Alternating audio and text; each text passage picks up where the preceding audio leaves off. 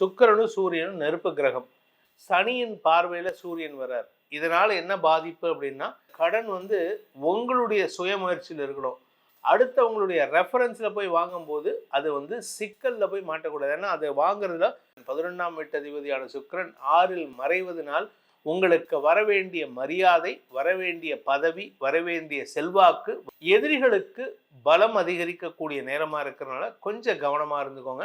உங்களுக்கு ஒரு நல்ல விஷயம் என்னன்னா, குரு கெடுத்தாருன்னா சுக்கிரனுக்கு நல்லது பண்ணுவார், சுக்கிரன் கெடுத்தாருன்னா குரு நல்லது பண்ணுவார். இந்த இடத்துல சுக்கிரனும் 23 நாட்கள்ல பல பெரிய மாற்றங்கள் ஏற்படும். ஏன் அப்படின்னு கேட்டா, சனி வந்து எங்க உட்கார்ந்துட்டு இருக்காரோ அந்த இடத்த வந்து கொஞ்சம் கெடுக்கிறதுக்கு உண்டான சூழ்நிலை.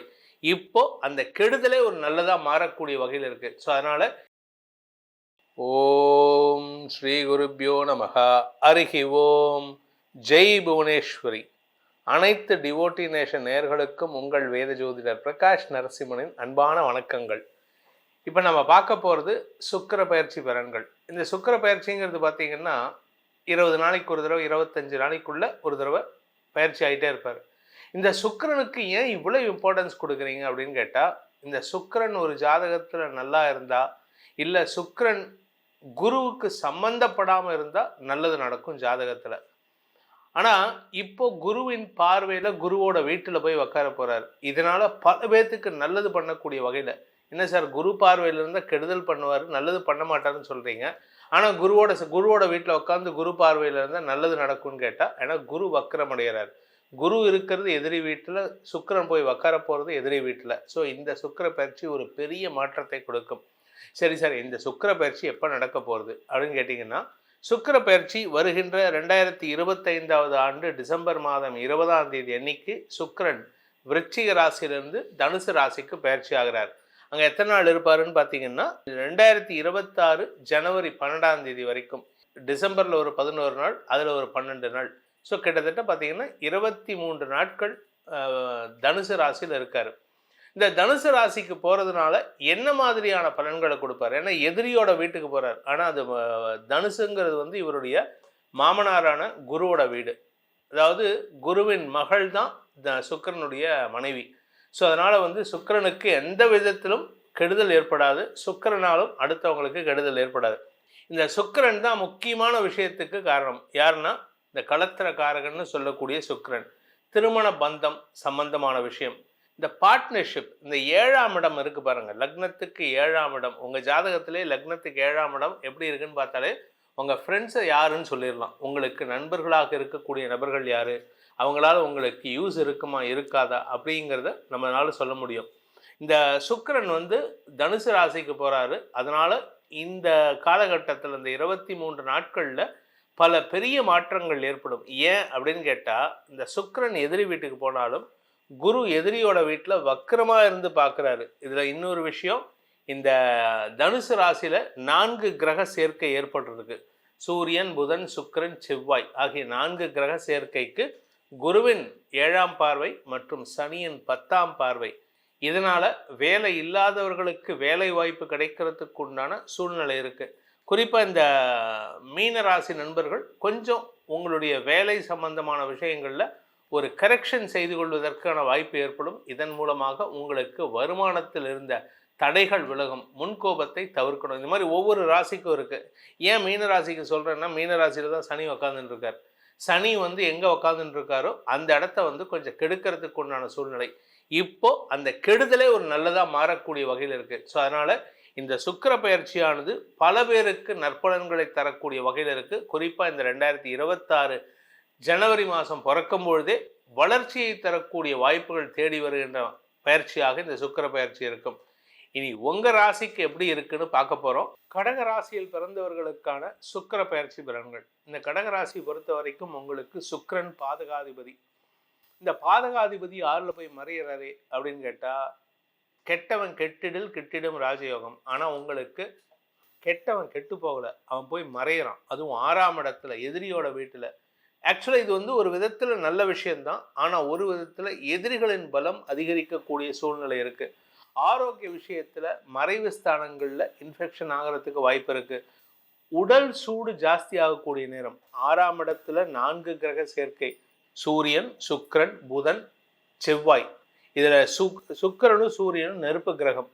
சனியின் பார்வையில சூரியன் வர்றார். இதனால என்ன பாதிப்பு அப்படின்னா, நெருப்பு சார்ந்த விஷயங்கள் சங்கடத்தை ஏற்படுத்தக்கூடிய வகையில் இருக்கு. அதனால கொஞ்சம் கவனமா இருக்கணும் கடகராசிக்காரங்க. அதே சமயம் ஒரு நல்ல விஷயமும் இருக்கு. உங்களுக்கு கடன் அதிகரிக்கிறதுக்கு உண்டான நேரம். ஆரோக்கியத்தினால கடன் அதிகரிப்பா, இல்ல கடன் வாங்குறதுனால கடன் அதிகரிப்பா, இல்ல அடுத்தவங்களுக்கு ஜாமீன் கையெழுத்து போடுறதுனால கடன் அதிகரிப்பா அப்படிங்கிறதெல்லாம் இருக்கு.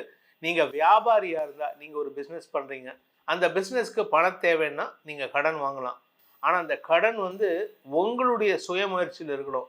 அடுத்தவங்களுடைய ரெஃபரன்ஸ்ல போய் வாங்கும்போது அது வந்து சிக்கல்ல போய் மாட்டக்கூடாது. ஏன்னா அதை வாங்குறதுல நீங்க யாருக்காவது அதை கடனா கொடுத்தீங்கன்னா அது சிக்கலை அதிகப்படுத்துறதுக்கு வாய்ப்பு இருக்கு.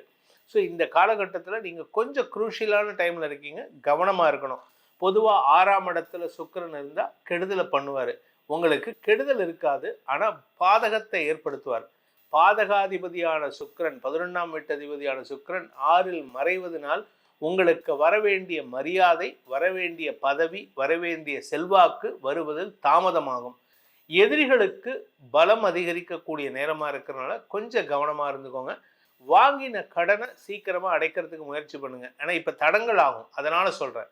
அதே சமயம் உங்களுடைய நீண்ட நாள் தேவைகள், சில விஷயங்கள் நீங்க பண்ணணும்னு ஆசைப்பட்டிருப்பீங்க, அதெல்லாம் இப்ப பண்ணலாம்னு நினைச்சீங்கன்னா அதுக்கு கடன் வாங்கணுங்கிற சூழ்நிலை வந்ததுன்னா அதை வாங்குறதுக்கு, அந்த கடனை வாங்குறதுக்கு முயற்சி எடுத்தீங்கன்னா சுற்றி இருக்கிறவங்க, உங்கள் அப்பா அம்மாலேருந்து கணவன் மனைவியிலேருந்து எல்லாருமே அனாவசியமாக எதுக்கு வாங்குற, கடன் வாங்காத, கடன் வாங்கி செலவு பண்ணாதன்ட்டு உங்களுக்கு வந்து அட்வைஸ் மேலே அட்வைஸ் கொடுப்பாங்க, இரிட்டேட் பண்ணிகிட்டே இருப்பாங்க. அதனால் எல்லாருக்கிட்டையும் ஒரு மனஸ்தாபத்தை ஏற்படுத்திக்கிறதுக்கு வாய்ப்பு இருக்குது.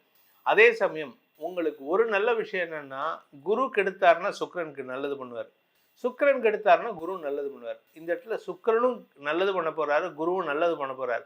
ஆனா சுக்கிரன் வந்து மறைமுகமாக நல்லது பண்ண போறாரு.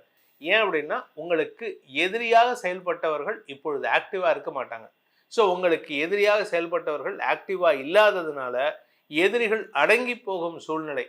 அதாவது இந்த சில சினிமாவில் காமிப்பாங்க, ஒரு ரவுடி டம்மியா இருந்தால் இன்னொரு ரவுடி வந்து ரொம்ப ஆட்டம் போடுவான்னு. இப்போ உங்க எதிரி வந்து டம்மியா இருக்கார், நீங்க கொஞ்சம் ஆட்டம் போடுவீங்க. அந்த ஆட்டத்தை குறைச்சிக்கிறதுக்கு முயற்சி பண்ணுங்க. கடன் ஜாஸ்தி வாங்காதீங்க, நீங்க பொல்லாப்பை ஜாஸ்தி பண்ணிக்காதீங்க. இந்த சுக்கிர பயிற்சியானது உங்களுக்கு நற்பலன்கள் தர வேண்டும் அப்படிங்கிறத நம்ம பிரார்த்தனை. ஆனா உங்களுடைய தனிப்பட்ட ஜாதகம் எப்படி இருக்குன்னு நமக்கு தெரியாது. அதனால ஜாதகத்தை அலசி ஆராய்ந்து அதற்கு இந்த சுக்கிர பயிற்சி என்ன பலன்களை தரும். ஜாதகம்னா உடனே என்னோடது மீன ராசி, என்னோடது கும்பராசின்னு பேச வேண்டாம். உங்கள் லக்னம் என்னன்னு தெரிஞ்சாதான் அதுக்கேற்ற மாதிரி அந்த லக்னத்துக்கு இந்த சுக்கிர பயிற்சி எப்படிப்பட்ட பலனை தரும். இப்போ கடக லக்னத்தில் இருக்கிறவங்களுக்கு, பிறந்தவங்களுக்கு வந்து சுக்கிரன் 6ஆம் இடத்துக்கு போகிறார்.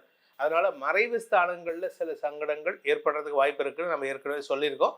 அதனால இந்த பலன்கள்லாம் உங்களுடைய தனிப்பட்ட ஜாதகத்துக்கு எப்படிப்பட்ட பலன்களை அளிக்கும் அப்படிங்கிறத தெரிஞ்சுக்கணும் அப்படின்னா கீழே கொடுக்கப்பட்டுள்ள தொலைபேசி எண்களில், வாட்ஸ்அப் எண்களில் தொடர்பு கொண்டு பலன்களை அறிந்து கொள்ளலாம்.